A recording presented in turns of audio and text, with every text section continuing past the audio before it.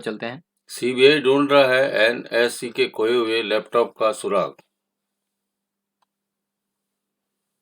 राष्ट्रीय stock exchange में घोटाले की जो सीबीआई से जांच के पूर्व समूह संचालन अधिकार आनंद सुब्रमण्यम तत्कालीन प्रबंध निदेशक चित्रा रामकृष्ण को सौंपे गए लैपटॉप के निपटाने के लिए जिम्मेदार लोगों की पहचान हो सकती है।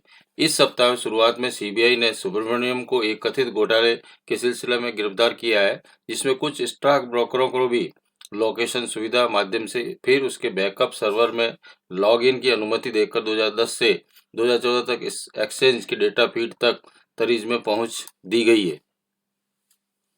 राष्ट्रीय स्टॉक एक्सचेंज एनएसई को लोकेशन का क्या मामला है? वह एनएसई को इन आरोपों का सामना करना पड़ा क्योंकि कुछ दलालों को स्टॉक एक्सचेंज की को लोकेशन सुविधा, प्रारंभिक लॉगिन और डार्क फाइबर के माध्यम से तरीज पर पहुंच प्राप्त हुई, जो एक व्यापारी को एक्सचेंज डेटा फीड के लिए बहुत तेज पहुंच की अनुमति दे सकता है। यहां तक कि असीम रूप से तेज पहुंच को एक व्यापारी के लिए भारी लाभ को भी माना जा सकता है। 2015 जनवरी में मुखबिर ने बताया कि एसईबीआई को एक पत्र लिखकर आरोप लगाया है कि ब्रोकर एल्गोरिथम ट्रेडिंग में लगे हुए एक 72 हार्डवेयर निर्देशों के साथ एनएससी की प्रणाली में लॉग इन करने को सक्षम थे, जिसमें उन्हें अनुचित पहुंच और लाभ की अनुमति मिली। यहाँ पर नेशनल स्टॉक एक्सचेंज जो है, जो हमारा बीएससी है, जैसे मुंबई का है, तो नेशनल स्टॉक एक्सचेंज स्टॉक्स का एक्सचेंज करता है, शेयर खरीदना और बेचना। इसके अंदर यहाँ पर ये आरोप लगाए जा रहे हैं कि वहाँ पर कुछ अच्छे जो दलाल हैं, जो दलाल स्ट्रीट में एक्सचेंज करते हैं, उन्होंने इस डार्क फाइबर का उपयोग करके और क्या किया है, अपने कुल मिला के इस तरह से प्रोसेस करने की कोशिश की है कि अगर शेयर्स खरीदे जा रहे हैं तो उन्हें इस तरह से दर्शाया गया है कि आपको वहाँ पर उनकी खरीद और फरोख्त बहुत ही इल्लीगल तरीके से हो रही है। इस चीज़ को यहाँ पर सेबी जो होता है वो यहाँ पर क्या करता है, नेशनल स्टॉक एक्सचेंज जो है उनको रेगुलेट करता है। सेबी इन सभी चीज़ों का ध्यान रखता है कि इन रेगुलेटरीज यहाँ पर ना आए।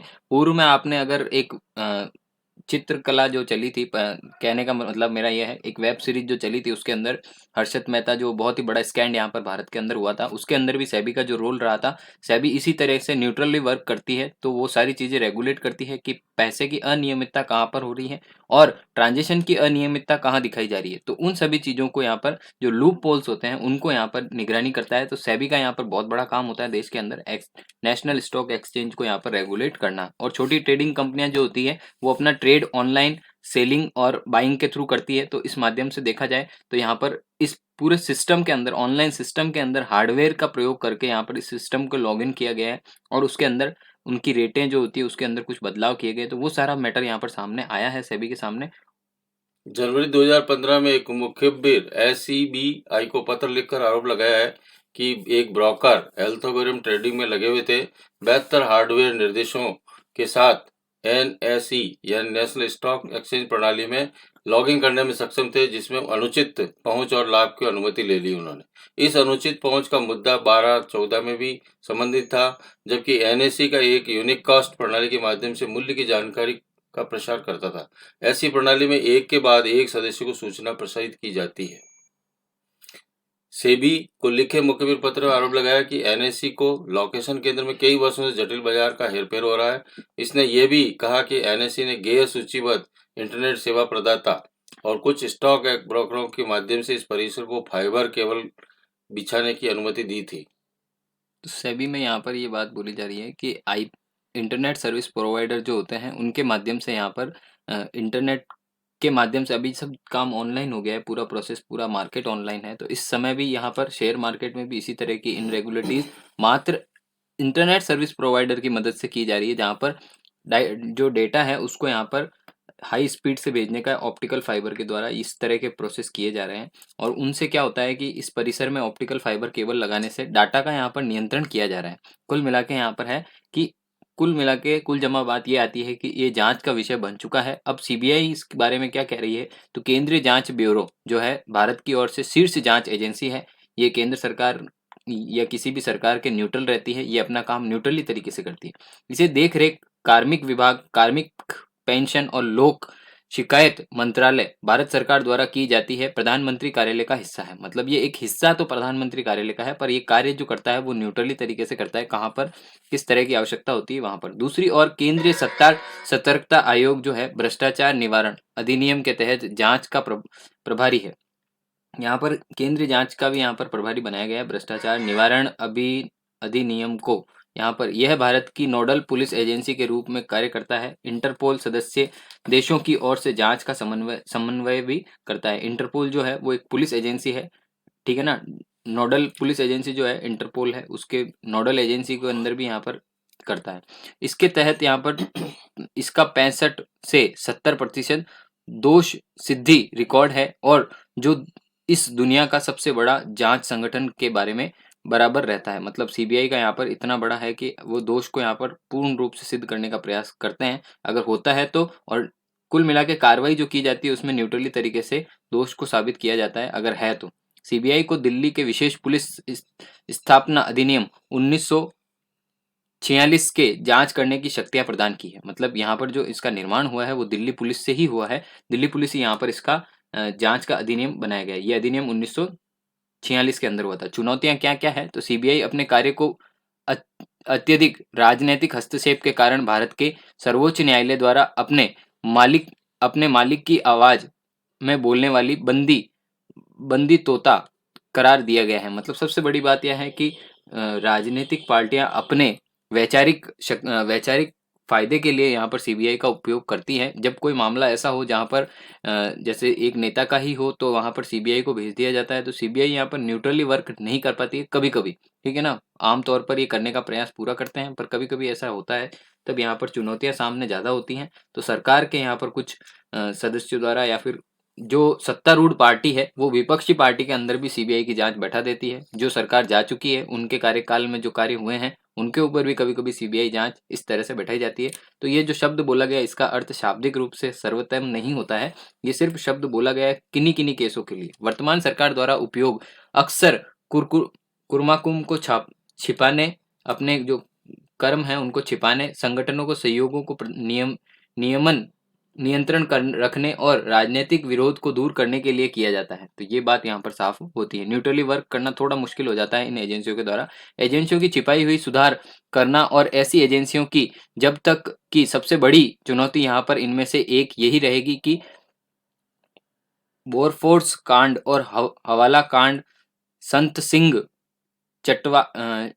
चटवाल कांड और भोपाल गैस त्रासदी, 2008 में Noida double murder case, Arun Kshiti Talwar जो है वो बहुत ज्यादा हाईलाइट केस था।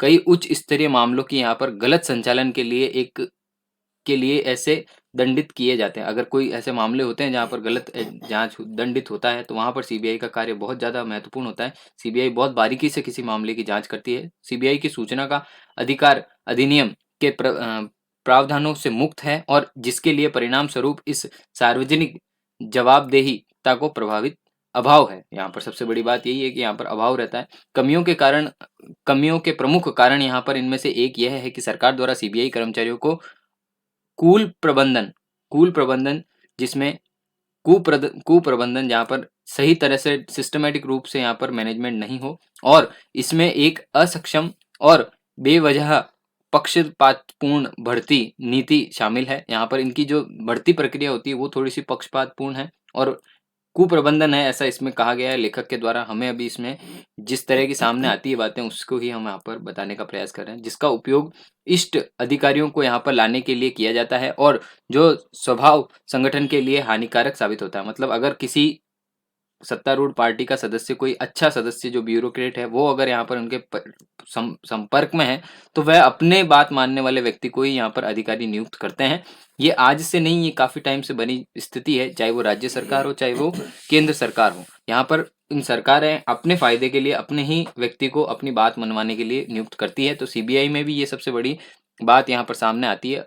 और सीबीआई के सदस्यों के अधिकार क्षेत्र जो होते हैं सीबीआई की जांच के दायरे को सीमित करते हैं, और राज्य सरकार यहाँ पर अनुमोदित के अधीन है। अगर आप राज्य सरकार में सीबीआई जाती है, जैसे आप एक केस में ले लीजिए, राजस्थान में अगर सीबीआई कोई जांच करने आती है, तो उसके अंदर राजस्थान की सरकार किसी भी तरह से हस्तक्षेप नहीं कर पाएगी। सीबीआई अपनी जांच स्वतंत्रता पूर्वक करेगी। वहां पर सदस्यों की जांच का दायरा जो होगा वो सीमित रखा जाएगा, ठीक है ना। संयुक्त सचिव और उससे ऊपर के स्तर के केंद्र सरकार को कर्मचारियों की जांच शुरू करने के लिए केंद्र सरकार एवं पूर्व प्राधिकरण अधिकारी तंत्र को उचित स्तर पर यहाँ पर भ्रष्टाचार के खिलाफ लड़ाई के एक प्रमुख बाधा है। मतलब सबसे बड़ी बाधा यही है कि अगर कोई बड़ा अधिकारी वहां पर बैठा है तो सीबीआई थोड़ा सा वहां पर अपना काम करने में थोड़ा भ्रष्टाचार अगर खिलाफ है तो उनके सब में थोड़ा सा मुश्किलें पैदा होती है। सीबीआई सरकार के प्रशासनिक नियंत्रण को अलग करता है, जबकि वर्तमान प्रशासन के पास अपनी मदद को अधिकारियों को सीबीआई में स्थानांतरित करने और नियुक्तियों के अधिकार हैं। यहाँ पर सरकार के पास में इनके अधिकार हैं कि इनको प्रशासनिक नियंत्रण में इनमें रखा जाए और इनकी नियुक्ति अपनी पसंद के अधिकारियों को की जाए, जो बात मैंने पूर्व में ही आपको कही।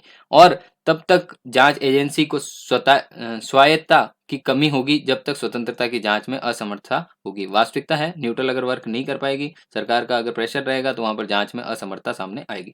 नियंत्रक और महालेखा परीक्षक और सूचना आयोग को दी गई संस्थानों के समान वैधता दर्जा प्रदान करने के लिए इसकी स्वतंत्रता बनाए रखने में मदद मिलेगी। अगर ऐसी स्वतंत्रता की इकाई जैसे आज हमारा चुनाव आयोग है वो महालेखा परिषद परीक्षक है, अगर इन सब की जैसे स्वतंत्रता है वैसे अगर सीबीआई की भी स्वतंत्रता दी जाएगी तो निष्पक्ष काम करने में थोड़ा सा आसानी रहेगी। उनके हाथ बंधे नहीं हो सकते। सीबीआई का कामकाज पर विभाग के संबंधित कार्मिक, लोक शिकायत, कानून और न्याय, संसदीय स्थायी समिति जैसे 24वीं रिपोर्ट ने यहाँ पर निम्न सिफारिशें दी हैं। कुछ सिफारिशें हमारी 24वीं रिपोर्ट में आई थी, जो संसदीय सचिव समिति थी, 24वीं रिपोर्ट यहाँ पर आई थी। तो मानव संसाधनों को मजबूत करने के लिए सीबीआई की ताकत बढ़ाना है।